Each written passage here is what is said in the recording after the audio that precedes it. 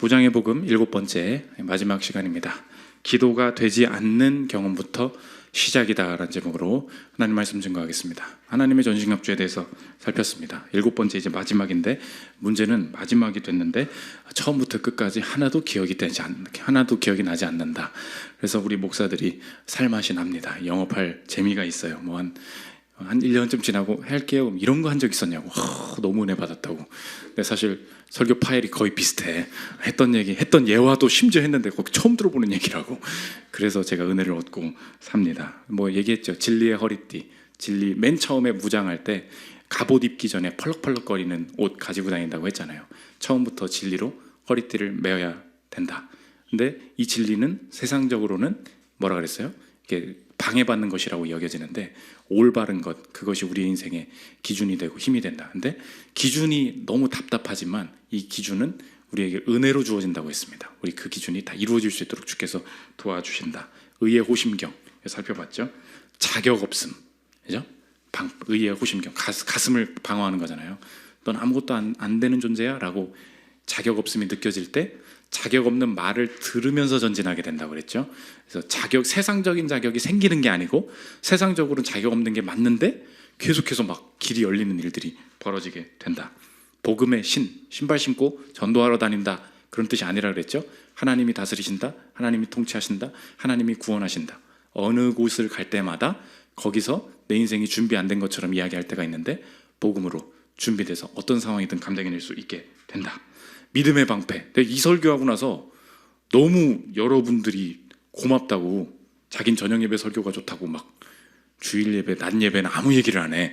그러더니 내 인생이 불화살이라는 거예요. 그러니까 제가 그때 느낀 게 성도님들이 너무 많이 힘드시구나. 그 얘기를 많이 느꼈습니다. 온통 불화살인데 믿음의 방패로 맡겠습니다. 너무 제가 무력한 현재, 막연한 미래, 그 얘기 했었죠. 주님, 내가 이 불화살 날아오는데 제가 정말 이 설교 막 몇 번 들었습니다. 너무 많은 곳에서 그걸 들었어요. 우리 인생이 가는 방향이 뭐예요? 언제나 선한 방향이다. 무력하지만 주님께서 능력이 심히 큰 것이 하나님이 있기 때문에 우리 인생이 나아갈 방향이 된다. 지난주에 살폈습니다. 이것도 기억 안 나죠? 구원의 투구. 투구라는 게 이제 마지막 최종 결과가 어떻게 되냐. 상실은 우리 인생의 그림자뿐이고 내게 주신 좋은 것은 오히려 다가올 미래의 전조가 된다. 이런 얘기들 이제 1년 뒤에 또 할 겁니다. 그러면 이제 그때 또 그렇구나 들으시면 되고, 오늘 성령의 검 말씀 이제 한 거고요. 기도입니다. 한 가지 기도인데, 우리 인생이 이제 여행이 아니라 전쟁이라고 했지 않습니까? 모든 걸 다 갖췄어요. 기도는 에너지입니다. 스위치 같은 거예요. 다 갖췄는데 실제로는 작동하지 않는다. 이게 문제거든요. 지식도 있고 아는 것도 있고 그것도 다 알아. 근데 그게 실제로 느껴지고 그 삶의 그 방패가 작동되려면 모든 곳에 전원을 공급하는 힘, 그 에너지, 피 같은 거죠. 피가 돈다. 그것이 기도가 된다는 것입니다. 기도를 어떻게 해야 되냐? 세 가지로 나눠 살피겠습니다. 첫째로, 기도가 안 된다. 이게 첫 번째예요. 기도를 어떻게 해야 되냐? 성령 안에서 기도하라 이야기합니다. 18절 보십시오. 모든 기도와 간구를 하되 항상 성령 안에서 기도하고 이를 위하여 깨어 구하기를 항상 힘쓰며 여러 성도를 위하여 구하라. 기도하는데 항상 성령 안에서 기도하라. 기도는 어떻게 할 수 있는 것이냐라는 대답으로 오늘 성경은 성령 안에서 기도할 수 있다. 그래서 기도의 전제 조건은 성령이 내 안에 거주하시는 사람, 그 사람만 기도할 수 있다는 거예요. 그러니까 우리 애가 일반적으로 믿지 않는 사람들도 내가 널 위해서 기도해 줄게, 내가 원하는 게 있어서 기도하고 있어, 이렇게 얘기하지 않습니까? 기도 못해요. 모든 기도가 주술행위여서 하나님 앞에 상달된다, 그렇지 않아요. 하나님이 들으시는 기도가 있다는 거예요. 들으시는 기도가 뭐래요? 성령 안에서 기도하는 것만 하나님께 상달될 수 있고 성령 안에서 기도해야만 그게 들으시고 응답이 될 수 있다. 그럼 무슨 말입니까? 성령이 없으면, 성령이 충만하지 않으면 기도는 할 수 없다, 이거예요. 그러니까 성경이 말하는 기도가 이런 것이라는 것입니다. 그래서 여러분의 인생에 하나님께서 진짜 능력이 있는 기도를 시키실 때 먼저 여러분의 인생에 경험하게 하시는 것이 무엇이냐? 제목과 같습니다. 기도가 되지 않는 경험부터 시작하게 하신다는 거예요. 기도를 하려고 했거든요. 내가 기도를 선택해서 안 했을 뿐이지, 내가 기도하면은, 마음 먹으면 기도를 할 줄 알았다고요. 근데 오늘 이렇게 기도하라고 하잖아요. 실제로 아무나 할 수 있는 건 줄 알았어요. 마음 잡고 해보세요. 기도가 되나? 아니에요. 그 말 주절거리는 게 뭐가 그렇게 어렵습니까? 안 돼요. 왜 그렇죠? 성령이 시키신 기도가 아니라서 그래요. 내가 원하는 거, 필요한 게 다 정해져 있거든요. 나불나불 해보라고. 뭐 이거 그냥 날아가는 것 같아요. 왜 그렇죠? 성령 안에서 기도할 줄 모르기 때문에. 왜? 성령이 기도를 시키셔야 되는 거거든요.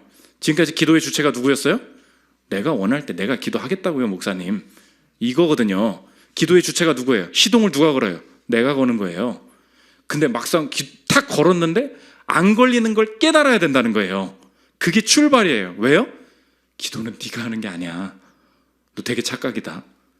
기도는 성령 안에서 기도를 할 수 있게 만들어주시는 것이지, 내가 뭐 열정 있고 요새 안 졸려요? 잠 많이 자고 왔어요? 안 졸아? 열심히 기도가 안 된다는 거예요. 하나님의 일이 그렇습니다. 그래서 제가 어떤 목사님 만나보니까 설교를 하잖아요. 그냥 보면 내 할 말 쓸 줄 알잖아요. 근데 기도 안 하고 아무것도 이렇게 안 하고 놀잖아요. 본문을 보는데 무슨 말을 해야 될지 모르겠다는 거예요. 근데 아무것도 준비 안 됐는데 열심히 기도하고 주님 의지하면 뭐 할 말을 주님께서 이렇게 정리해 주시고 깨닫게 하시고, 그게 있다. 하나님의 일이 이거예요. 성령이 하게 하시지 않으면 절대 안 된다는 거예요. 팀 모임도 여기 리더들 계시지 않습니까? 뭣도 준비 안 해갔는데 이렇게 리더가 이렇게 기도로 주님 의지하잖아요. 자기들이 알아서 팀 모임에 옆에서 이제 그러냐고. 이러면 팀 모임이 쉬워요. 근데 내가 지식적으로 뭘 준비해 보겠다고. 근데 뭐 내 교만함으로 하면은 맨날 산으로 가고, 이상한 사람 와가지고 막 조치고 막 갑자기 이상한 소리 하고, 그 질문이 아니었는데 왜 저렇게 말하시지? 막 이러고. 그래서 윌리엄 거널이라는 청교도 신학자가 그리스도인의 전승협주라는 책에서 기도 어떻게 하니? 기도 안 되는 그 마음, 그게 기도의 시작이야. 그래야 기도의 전원이 어떻게 걸리는지, 기도의 전원을 내가 거는 게 아니라 하나님이 걸어주셔야 되는 거를, 이거 굉장히 기도는 감사한 일이고 내 인간이 스스로 함부로 할 수 있는 게 아니구나. 그거 아니? 깨달았어? 그럼 이제 너 기도 될 거야. 그 얘기 들어보십시오. 성령이 계시지 않을 때에 여러분의 비참한 처지를 깊이 자각하기를 힘쓰십시오. 여러분이 무미건조한 존재예요. 그 어떤 임무도 감당할 수 없고 그 어떤 위로도 얻을 수 없는 존재임을 하나님이 아십니다. 성경에서는 성령을 자주 물과 비, 이슬 등과 비교합니다. 자, 땅이 이것들이 없어서 메말라 있고 또한 아무런 열매도 맺을 수 없는 것처럼 하나님의 성령이 계시지 않는 영혼도 마찬가지입니다. 여러분의 그 핍절한 처지를 아파하고 슬퍼하게 될 수만 있다면, 이게 전제라는 거예요. 그것을 공급받을 희망이 있을 것입니다. 이사야 44장 3절. 나는 목마른 자에게 물을 주며 마른 땅에 시내가 흐르게 하며 나의 영을 내 자손에게 부어 주리니. 이 약속이 이렇게 잡아지세요? 그게 복된 자라는 거예요. 전제가 뭐래요? 목마른 자. 전제가 뭐래요? 아무것도 슬퍼하는 자. 이게 기도의 시작이에요. 거기서부터 겸손하게 하신다는 것입니다. 그러므로 적용인데, 저와 여러분 한번 생각해 보십시오. 기도를요, 주제를 중심으로 헤매고 있는 내 삶의 기도 있지 않습니까? 그거 다 내려놓으십시오. 기도 제목이 뭐예요? 이렇게 물어봐요. 뭐 사업 잘 되게 해주시고, 뭐 건강하게 해주시고, 우리 엄마 빨리 예수 믿게 해주시고, 뭐 그런 거 있잖아요. 기도 제목을 막 말해요. 주제야, 주제. 요새 뭐 기도할 거 별로 없어요? 뭐 주제를 가지고 얘기해요. 그게 헤매고 있다는 거예요. 왜? 주제만 던져지면 기도가 될 거라고 생각하는 거예요. 주제가 중요한 게 아니에요. 하나님이 어디서부터 시키세요? 시동이 안 걸리는데 이거 어떻게 해요? 그 마음, 기도를 내가 하는 게 아니구나. 주님, 나도 기도를 하기를 원합니다. 내 안에도 성령이 내 마음을 불쌍히 여겨주셔서 그냥 중얼거리고 있는 것 같은 내 마음에 내가 성령과 함께 기도하는구나, 하나님 안에서 기도하는 게 이런 거구나 라는 거를 깨닫게 해주십시오 할 때부터 기도에 대한 겸손함이 생겨요.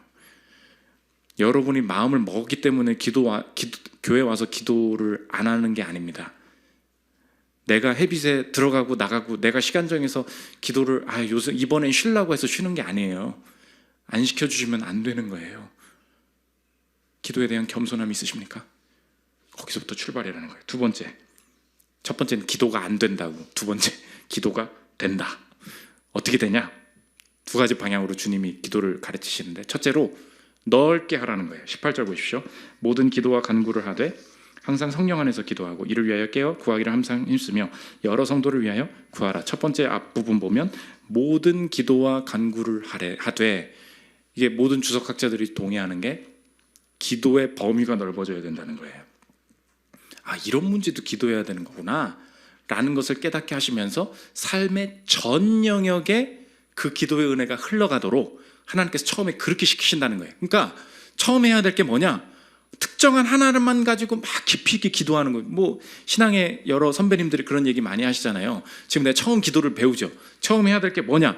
다 기도. 다 하라고, 다. 하나님이 그렇게 일하시는 분이구나라는 확신부터 얻어야 된다고요. 모든 기도와 간구를 하되. 그래서 모든 영역에서 하나님과 관련된 움직임이 느껴지는 것, 넓게, 처음에 넓게 인도하신다는 거예요. 조정민 목사님이라는 분이 계십니다. 그 베이직 교회 훌륭한 사역을 하시죠. 근데 신학교 때 전도사 시절에 너무 기도를 이제 하고 있는데, 미국에서 이제 유학을 하셨나 봐요. 기도를 하는데 신령한 생각이 나야 되잖아요. 여러분 그럴 때 있어요. 그게 이상한 게 아닙니다. 기도를 막 갑자기 하는데, 추어탕 먹고 싶다. 진짜 추어탕 그런만 먹었으면 좋겠다. 유학생이니까 너무 이게 배가 고픈 거예요. 근데 그렇잖아. 이 보스턴이었나? 아무튼 여기를 누가 추어탕을 가져오냐 그랬다는 거예요. 기도 끝났대. 아무 일도 벌어지지 않았대요. 한 달이 지났대. 근데 한 달쯤에 미국에 블리자드가 온 거예요. 막 거기 한번 쌓이면 눈이 40, 50cm씩 쌓이고 막 이러는데, 그 블리자드 온 날 뉴욕에서 어떤 성도가 비행기 타고 내려가지고 차 렌트해서 4-5시간 걸려서 툭툭툭툭 두드리는 거예요. 누구세요? 열었더니 어떤 성도님이 추어탕 10인분을 꽝꽝 올려가지고 목사님 전도사님 생각나서 힘내라고 드시라고 가져왔다고 그랬다는 거예요. 그때 느꼈던 게 뭐냐? 여러분, 그러면 여러분 추어탕을 보고 아싸 추어탕 그러겠어요? 이해되시죠? 뭘 느꼈겠어요? 나 그때 하나님한테 어떻게 기도하다가 이거 지금 내가 신학교 내가 목사로 준비가 돼야 되는 막 신령한 기도를 해야 되는데 갑자기 추어탕 먹고 싶다고 얘기했는데, 주님은 어떤 분이세요? 모든 것에 대해서 간구하라고. 먹고 싶 오늘 이제 그 예배 시간에 기도를 하잖아요. 원하는 걸 이렇게 기도하라고. 목사님, 하나님, 김현수 목사님 메뉴 선정이 너무 별론 것 같아요. 우리 저녁 메뉴가 좀 바뀌게 해주세요. 뭐 이런 거 막 이렇게 막 어떻게 기도해 보는 거예요. 그러다가 어떻게 하나님이 그 딱 느끼게 하시는 게 있어요. 하나님이 진짜 들으신, 거기서부터 시작이 된다는 것입니다. 하나 더, 미국 조종사가 2차 대전에 메가더 아시죠? 메가더 장군한테 뭐 메시지 전달해야 돼가지고 남태평양 비행기를 쫙 지나가고 있었다는 거예요. 문제는 뭐냐? 이거 무선 교신 안 되고 연료 떨어지고 그래가지고 항로를 잃어버린 거야. 추락하기 시작합니다. 어떡하지? 이제 승무원들 타고 있고 한데 안 되겠다. 비상 착륙하자. 바다에 떨어집니다. 계속 찬양하고 기도하고 하는데 남태평양 햇볕이 얼마나 뜨거워요. 이렇게 죽는구나. 일주일을 버텼대. 식량이 있어가지고 일주일 후에도 떨어지고. 근데 이 성도들이 이 안에서 갑자기 하나님께서, 남자들이잖아요, 같이 예배드리고 찬양하는데 막 온갖 회개를 다 하게 하시더래. 내 인생 이제 죽을 것 같으니까, 내가 원래 이렇게 살았어, 주님 앞에서 내가 범죄했지, 막 회개를 하는데 모르겠다, 이제 죽나 보다 하고서 마지막 기도를 했다는 거예요. 주님, 고기가 너무 먹고 싶습니다. 고기가 너무 먹고 싶습니다. 근데 고기라고는 밤에 상어가 뗏목에 팍팍 치고 간대요. 상어가 죽는 거야. 그 고기밖에 없었다는 거예요. 어떡하지? 그런데 머리 위에 갑자기 이상한 게 오더라는 거예요. 세상에서 가장 훌륭한 기도응답인가? 위대한 기도응답, 그 책에 나온 얘기 들어보십시오.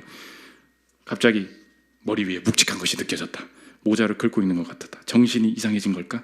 아니었다. 갈매기 한 마리가 머리 위에 앉아 있었다. 갈매기? 태평양 한가운데서 있을 수 없는 일이었다. 갈매기는 연안에 서식하는 새다. 날아가기 전에 빨리 잡아야 한다고 생각했다. 양손 손가락을 오므리고 잽싸게 위로 뻗어 새를 움켜잡았다. 몇 분 후에 그들은 소리를 지르며 퍼덕이는 새를 뗏목에다 대고 눌러 꼼짝 못하게 했다. 맛있게 고기를 먹고 그 내장은 낚시 미끼로 사용했다. 갈매기가 사람 머리 위에 앉아 잡힐 때까지 기다리다니. 그것은 단지 맛있는 고기로 끝난 것이 아니라 꼭 추어탕으로 안 끝나요. 하나님 응답이 그래. 사람들의 심령을 북돋워 주었다. 그들은 하나님이 기도에 응답하신 것으로 알았다. 하나님이 보내시지 않으셨다면 바다 한복판에 갈매기가 홀로 나타날 이유가 없었다. 또한 그들은 무려 23일을 태평양 위에 떠 있다가 꼭 필요한 시점에 구조되었다. 이 사람들 살았어요. 살아서 지금 간증하는 거라고. 갈매기는 해변에 사는 거, 연안에 사는 거 아니에요? 왜 내 머리 위에 앉아? 여러분 인생에 그런 게 있어요. 꼭 기억하십시오. 내 인생에 추어탕이 있고요, 내 인생에 갈매기가 있어요. 넓게 기도해요. 모든 영역에서 하나님이 함께 하시는구나. 이 확신부터 시작이라는 것입니다. 두 번째, 반대로 좁아진다는 거예요. 그 모든 것을 기도하면서 한 가지 좁아지는 일이 있다는 거예요. 하나님만 생각하게 하신다. 18절부터 보십시오. 모든 기도와 간구를 하되 항상 성령 안에서 기도하고 이를 위하여 깨어 구하기를 항상 힘쓰며 여러 성도를 위하여 구하라. 그렇게 하잖아요. 그럼 19절 20절 결론이에요. 또 나를 위하여 구할 것은 내게 말씀을 주사 나로 입을 열어 복음의 비밀을 담대히 알리게 하옵소서 할 것이니 이 일을 위하여 내가 소산설의 메인 사신이 된 것은 나로 이 일에 당연히 할 말을 담대히 하려 하게 하심이라. 18절부터 쭉 얘기하는 게 뭐냐? 여러 성도를 위해서 구하라. 이 바울이 복음 잘 전하기 위해서 기도해줘라. 이거 다 뭐랑 관련된 일이에요? 중보기도죠. 하나님 일과 관련된 일이죠. 그래서 하나님께서 우리의 기도의 스펙트럼을 넓게 하시면서 동시에 좁히신다는 거예요.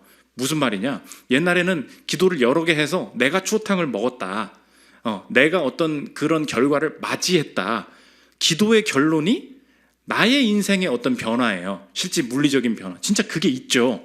근데 기도의 궁극적인 변화는 딱 한 가지라는 거예요. 넓게 기도하는데 하나로 좁혀진대요. 그게 뭐예요? 하나님 나라, 하나님과 관련된 응답, 하나님의 일하심. 그분이 어떤 분이신가? 내가 어떻게 이걸 받았는가? 그게 아니고 그분은 어떤 분이신가?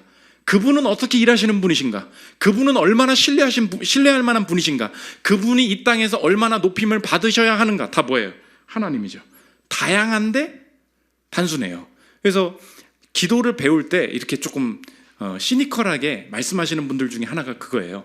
아, 목사님, 이렇게 뭐 할 일 없는 권사님들이나 와가지고 가끔 교회 와서 뭐 교회를 위해서 기도한다 그러고 뭐 중보 기도한다 그러고 뭐 이렇게 얘기를 한다는 거예요. 나는 바쁘다는 거예요. 왜? 내 기도를 해야 되니까. 내가 살아야 되잖아요. 근데 나중에는 그게 사라져요. 교회에서 어떤 기도 제목을 주잖아요. 그걸 위해서 그냥 편하게 기도가 나와요. 왜냐하면 이거 나랑 관련 없는 기도인데? 그게 아니에요. 그거를 기도하면서 결론은 뭐예요? 하나님과 관련된 그게 다 내 유익이 되는 거예요. 기도의 결론은 하나님이기 때문에 하나님이 어떤 뜻을 가지고 계신가, 내게 어떻게 일하시는 분인가. 중보 기도를 하면서 내가 즐겁다니까요. 내가 막 응답을 받아요. 왜요? 그분이 내게 막 말씀하시고 그분이 나와 함께 하시는 그게 너무 느껴지니까 그 사람을 위해서 기도했는데 내가 자신감이 생기고 내 인상이 막 풀려요. 왜? 기도는 넓히지만 좁아지거든요. 열심히 기도할수록 역설적으로 좁아져요. 왜? 그분 한 분뿐이에요. 명확해. 이게 기도의 능력이 된다는 것입니다. 그래서 적용인데 어떤 주제이든 기도 자체가 좋다는 확신이 생기고 계십니까? 그래서 중요한 얘기예요. 주제가 없어서 기도를 안 한다고? 하나님이 내 주제가 아닌 거예요. 이해되시죠? 기도 제목이 없어. 남을 위해서나 기도하래. 싫은데? 왜? 내 인생의 주제는 하나님이 아니거든요. 그 기도 자체가 하고 싶어지는 걸로 바뀌는 거예요. 이게 하나님 주시는 선물이 된다는 것입니다. 넓게, 모든 사람을 위해, 모든 걸 위해요. 그런데 좁게, 하나님 한 분만으로. 기도의 특징입니다. 마지막 세 번째, 기도는 반드시 응답된다. 왜요? 죄인을 대신하여 응답받지 못하신 분 때문에. 그러므로 나 대신 응답받지 못하셨다는 것을 믿으면 내 기도는 무조건 응답된다는 거예요. 오늘 질문이에요. 나 대신 먼저 응답받지 못하신 분이 계시다는 것을 믿겠습니까? 이걸 믿으라니까요. 마가복음 15장 34절. 예수께서 크게 소리 지르시되 엘리 엘리 라마 사박다니 하시니 이를 번역하면 나의 하나님 어찌하여 나를 버리셨나이까 하는 뜻이라. 왜 나 안 살려주세요? 그거죠. 왜 나 안 살려주세요? 응답 안 하시겠다는 거잖아요. 원래 예수님 기도는 늘 다 아버지가 붙었어요. 아버지. 요한복음 쭉 봐요. 아버지여, 기도를 들으심을 감사하나이다. 아버지여. 하나님이 내 아버지였다고. 예수님이 왜 이렇게 기도하세요? 죄인의 기도예요. 우리가 해야 될 기도. 나의 하나님, 나의 하나님. 멀어지죠? 당신이랑 멀어진다고. 왜 혼자 왜 이러는 거예요? 그게 아니라 이게 내 인생에 기도해야 될 결말이라는 걸 인정하시겠습니까? 주님이 당하셨으면 이것이 두 번 벌어지지 않아요. 죄인이 기도할 때 의인의 기도에 응답하신 것과 그 결과가 내게도 부어진다. 내 인생의 기도는 결코 땅에 떨어지지 않는다는 것입니다. 결론, 기도는 나 혼자 하는 거 아닙니다. 기도에 대한 겸손함을 가지십시오. 성령 안에서 기도하며, 이게 얼마나 무서운 얘기인 줄 알아요? 아무리 짓거려봐라, 그 얘기예요.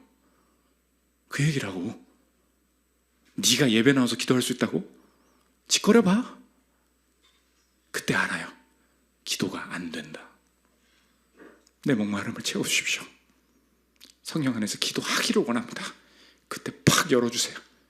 넓게, 좁게. 그러나 그 모든 기도가 응답될 것이다. 응답받지 못하신 그리스도를 내 구조로 삼아 모든 기도를 성령 안에서 기도하며 응답을 체험하는 저 여러분들 되시기를 기도합니다. 우리 찬양을 기도한 시간 갖도록 하겠습니다.